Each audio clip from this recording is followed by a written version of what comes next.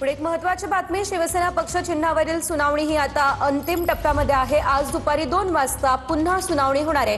कपिल सिब्बल आणखी युक्तिवाद आज करणार आहेत। आणखी एक महत्त्वाची बातमी, तर मुंबई पुणे महामार्गावरील कनेक्टिंग लिंकवरील वाहतूक आज 3 तास बंद आहे। आज दुपारी 12 ते 3 या वाजेदरम्यान पुण्याहून मुंबईच्या दिशेने जाणारी वाहतूक ही बंद आहे। कनेक्टिंग लिंकवरील दुरुस्तीच्या कामानिमित्त वाहतूक बंद राहणार आहे। या कालावधीमध्ये वाहन चालकांना पर्यायी मार्गाचा वापर करण्याचं आवाहन देखील करण्यात आलेलं आहे।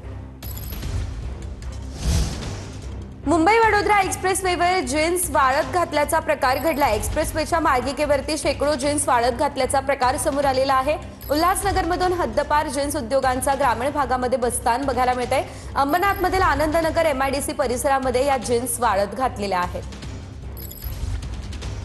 प्रदूषण नियंत्रण मंडळातर्फे जे जीन्स वॉश उद्योग जे इल्लीगल आहेत ते त्याबाबत मंडळाकडून कारवाई सुरू आहे।